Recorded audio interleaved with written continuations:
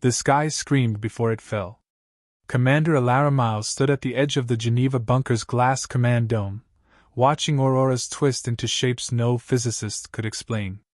Green light folded around the horizon, bleeding into crimson bands that shimmered with deliberate rhythm. It wasn't beauty, it was a broadcast, a warning written in color and gravity. "They're aligning in orbital hex formations," said Lieutenant Reeve, his voice thin against the hum of machines. 237 vessels. Their lead ship just synchronized with our atmosphere. Alara turned from the window. The room pulsed with the low, steady light of data screens, all showing the same impossible truth: Earth's sky had been occupied. "Patch me into Global Command," she said. The holographic table flared alive. Faces of leaders from every major nation flickered into being, some pale with fear, others already shouting over one another. "Geneva, confirm, are they attacking? Has there been a weapons discharge? We need to mobilize before." "Stop," Alara cut in. "They're not firing. They're waiting." The silence that followed was almost reverent. And then the voice came. Deep, resonant, layered in static and authority.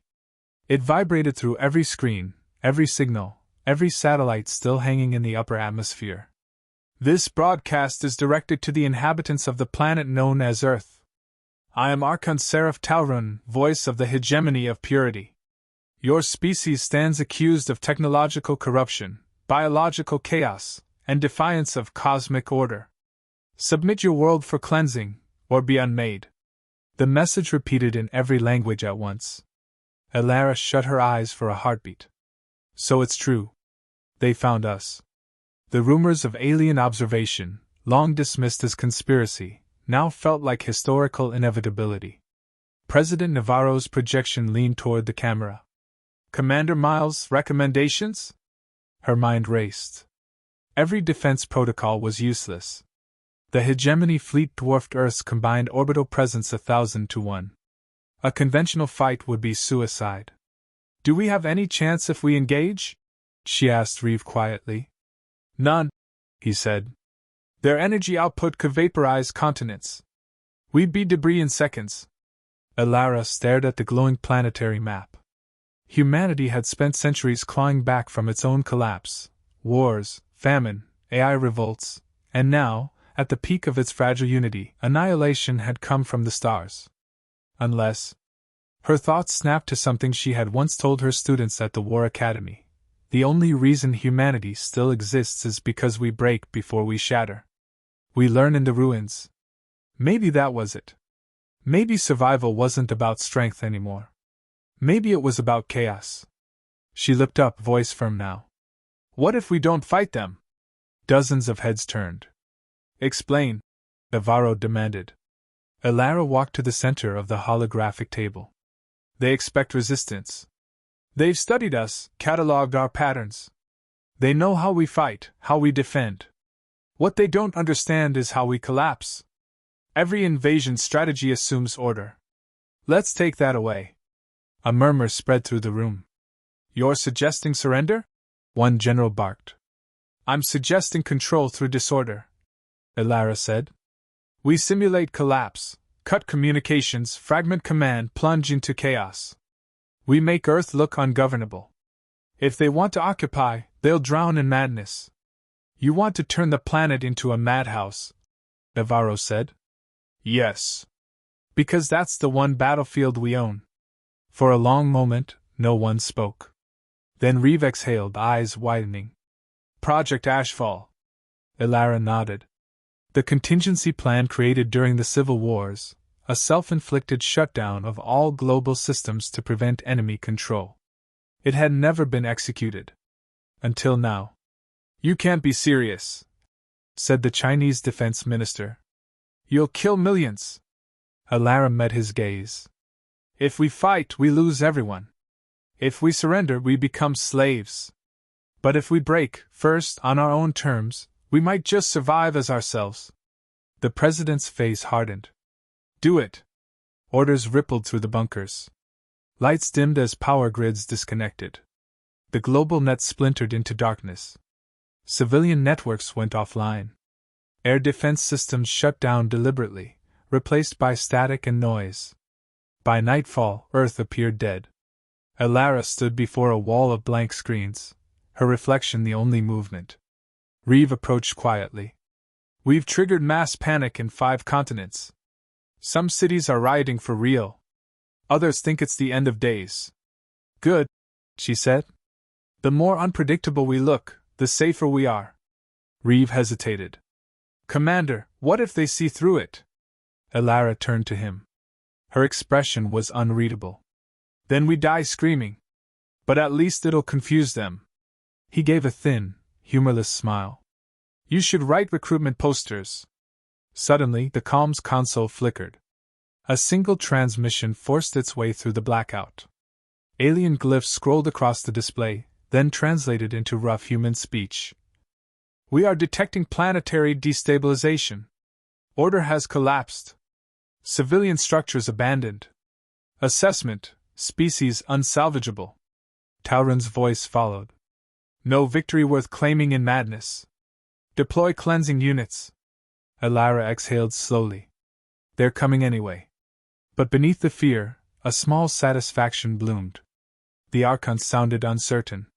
The perfect clarity of his first message had cracked. Hours later, deep under the bunker, the command team listened to intercepted battlefield audio. Alien soldiers reporting in distorted, nervous tones. They don't coordinate. We capture one group, another attacks us from behind. They're unarmed. They laugh. Some cry and then fight again. It's... Static swallowed the voice. Elara closed her eyes. The sound wasn't victory. It was something else, something darker. Humanity was descending into a primal state, just as she'd planned. But part of her wondered if the line between simulation and reality had already blurred. A junior officer approached. Commander, someone hijacked the global emergency channel. Who? He hesitated. A civilian broadcast team out of what's left of New York. They're looping a message. Elara nodded. Play it. The speakers hissed, then a man's trembling voice filled the room. To anyone listening, don't be afraid. They think we're broken, but that's when we're strongest. We've done this before. We always do this before. The recording repeated, faint under the static.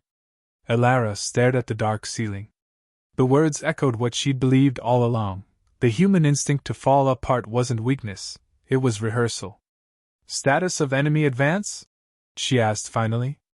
Reeve checked his terminal. They're moving slower.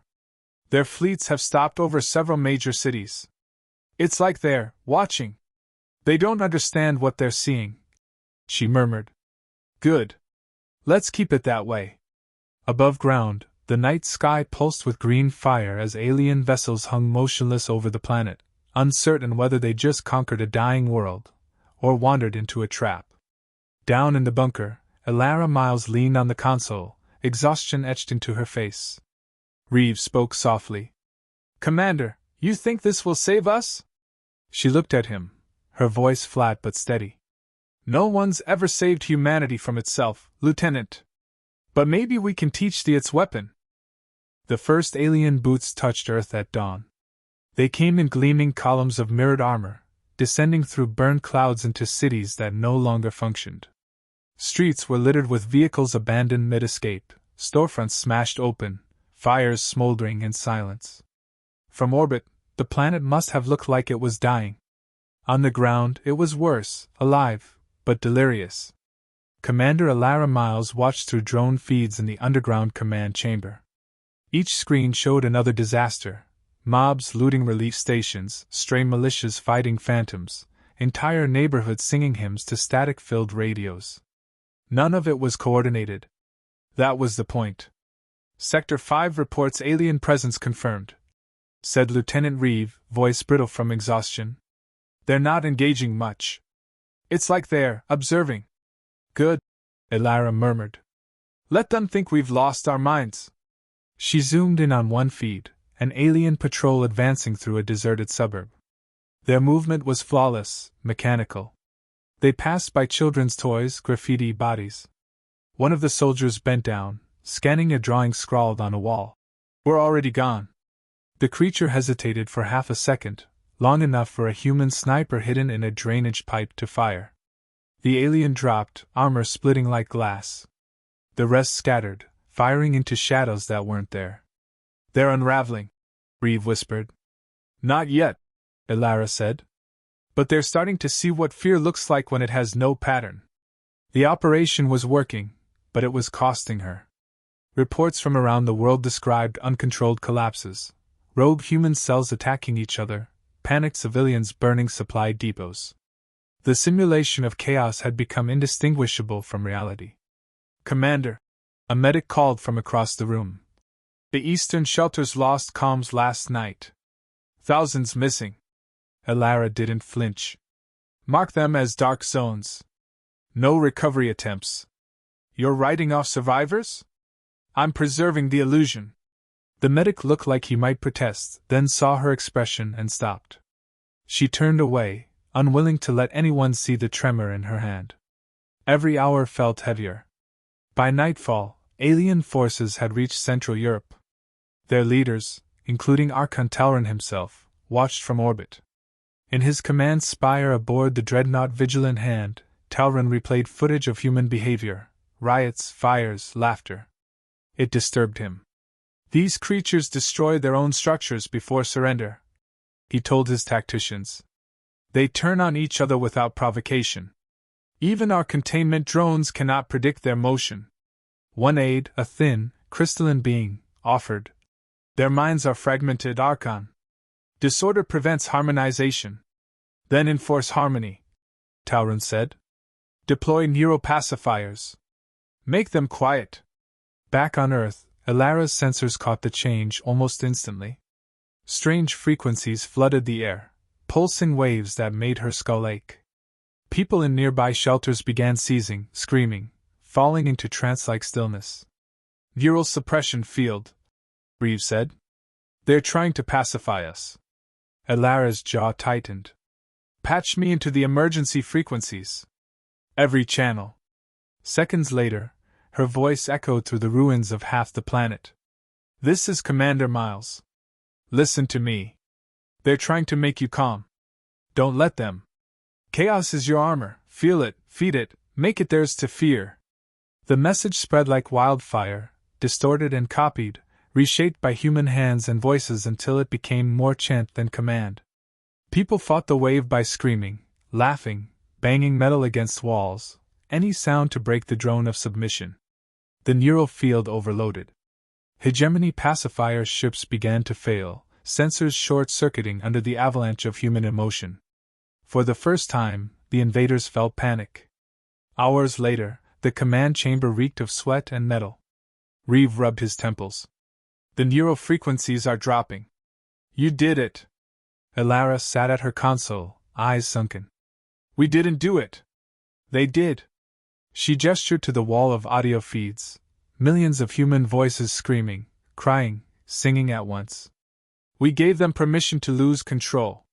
Commander, Reeve said carefully, you haven't slept in 3 days. She ignored him, opening a private log instead. Personal note, Day 6 of Ashfall. The enemy measures victory in order. We measure survival in noise. Her hand hovered over the keyboard. For a moment she saw double, her reflection overlaid with the face of a dead soldier from 20 years ago, someone she'd failed to save. The stress fractures in her mind were widening. She heard the phantom whisper, You wanted them broken, Elara. Now look. At that same moment, a transmission broke through the static. Unidentified signal, source, off-world, Reeve said. Elara straightened. Translate. The alien voice that filled the room was unmistakable. Human Commander. You speak as if this ruin is victory. You are destroying your species. What remains will be ash and silence. Elara replied without hesitation. Then you've never studied Ash's Archon. That's where rebirth starts. You are irrational. Exactly. Static snapped, cutting the link. Reeve stared at her. You're provoking him. I'm educating him. As the days passed, the invasion faltered. Alien troops reported rising casualties from Unstructured engagements. Civilians lured patrols into ambushes using laughter and false distress calls. Entire cities vanished under smoke and mirrors, streets flooded, buildings collapsed, infrastructure sabotaged by their own inhabitants.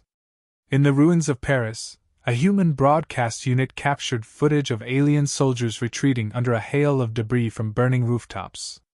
No organized army. Just civilians who refused to follow logic. Miles watched it in silence. Reeves said, almost reverently, "We're winning, aren't we?" Her reply was quiet. "We're surviving. There's a difference." He frowned. "At what point does pretending to break become breaking?" She looked at him then, eyes hollow. "When the enemy can't tell the difference, it doesn't matter." That night, she walked alone through the maintenance tunnels. The air was heavy with generator fumes.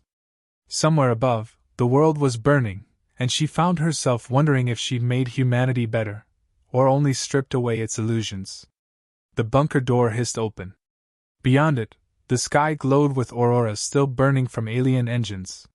For a long while she stood there, letting the cold air hit her face. The wind carried faint music. Someone, somewhere, was still singing.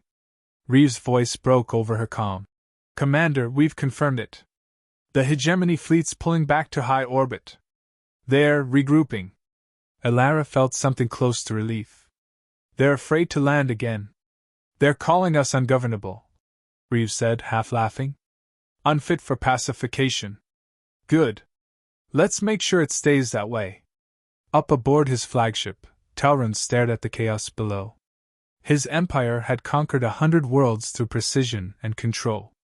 But here, on this fractured planet, nothing obeyed its models. Every simulation failed. Every order produced nonsense. He whispered to himself, "There is no pattern."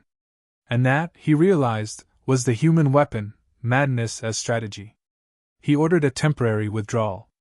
"Let them rot in their ruin. We will return when they extinguish themselves." In orbit, Archon Seraph Talron stood before a holographic projection of Earth. His armor, once polished silver, was streaked with grime and static interference. The world below spun in slow rotation, covered in clouds and smoke. His second-in-command approached cautiously. "Archon, the purification fleets are requesting retreat authorization. They claim prolonged exposure to human frequencies is degrading morale and system stability." "Morale," Talron repeated, tasting the word like poison. "Machines with morale. Do you see what they've done? They've infected the very logic that defines us. They're not a strategic threat," the aide said carefully. "Merely unpredictable." Talron turned sharply. "Unpredictability is a threat. Order cannot coexist with it. And yet, if we purge them, what lesson do we teach the galaxy? That purity cannot withstand madness?" He gazed again at Earth, his reflection rippling across the planetary image.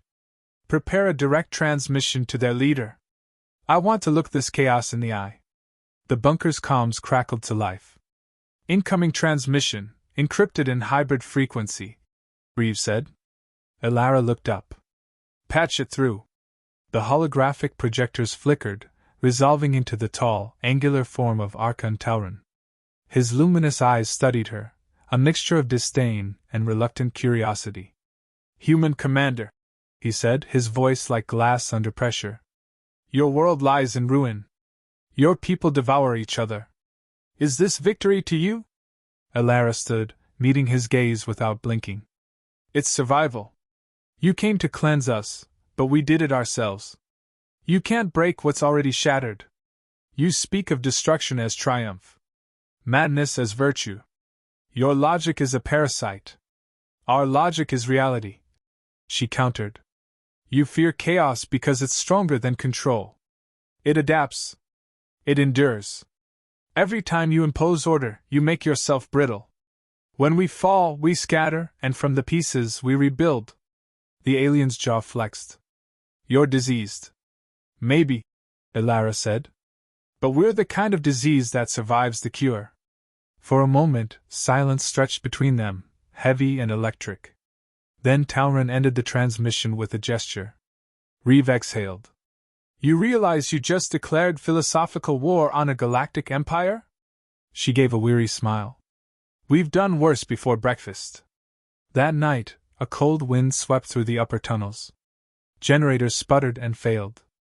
The few soldiers left in the bunker huddled under dim emergency lights, listening to distant thunder that wasn't thunder.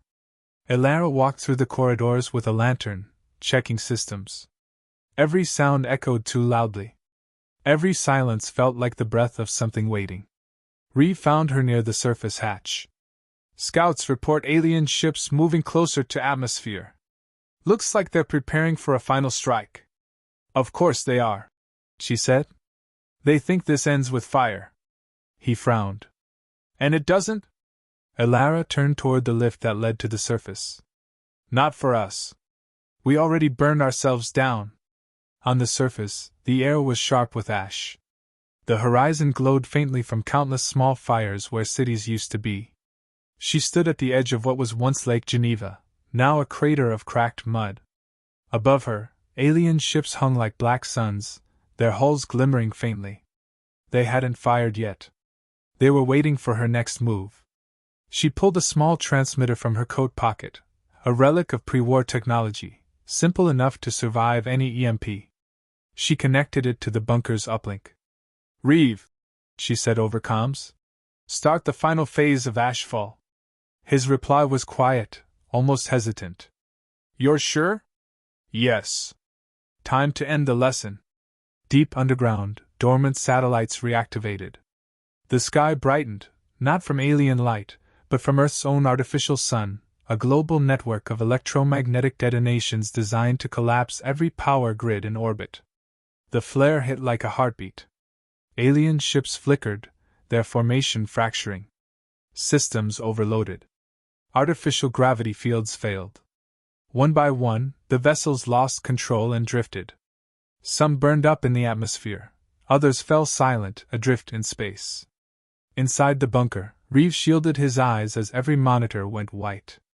EMP saturation complete, he reported. All systems, ours and theirs, dead. Good, Elara said. Let's see how they function without their perfect machines. Hours later, when the storm of static faded, the world was quiet. The night sky was empty, no more auroras, no alien shadows, only stars. Reeve climbed to the surface to find Elara still standing there, her coat flapping in the wind. It's over, he said softly. Nothing's ever over, she replied. But they won't be back soon. They don't know how to fight silence. He looked up at the stars. What now? We start again, she said. With what's left. Not much, he admitted. She smiled faintly. That's the beauty of it. We've never needed much to rebuild. Just the will to try again after every fall. They stood together, watching dawn creep over a ruined horizon. The light was weak but persistent, like everything human. Far beyond the atmosphere, aboard a crippled command ship drifting in the dark, Archon Talron stared at his final report. Human species, unassimilable. Psychological warfare capacity, absolute. Strategic recommendation, avoidance. He closed the report and whispered to himself. They broke themselves to survive. And for the first time in his long, ordered existence, he felt something alien in his own chest, doubt. Back on Earth, the survivors began to gather. Farmers dug into the soil where cities had once stood. Children played among rusted vehicles, laughing at the echoes their voices made. Radios sputtered to life, carrying fragments of song through the ruins. Elara watched them from a hill overlooking the broken landscape. Reeve approached, carrying a battered flag, its edges burned, its emblem half gone. Should we raise it? He asked. She looked at it for a long moment. Not yet. Let it rest a while. The world needs to breathe before we give it symbols again. He nodded and sat beside her. Do you think we'll ever be the same? No, she said. And that's why we'll make it. The wind rose, carrying the scent of smoke and earth, the last remnants of the old world mixing with the birth of something new. Elara watched the horizon turn gold. They came to break Earth, she said quietly. But Earth was already broken. That's what saved us. And as the sun climbed higher, humanity's ruins began to gleam, not as graves, but as foundations.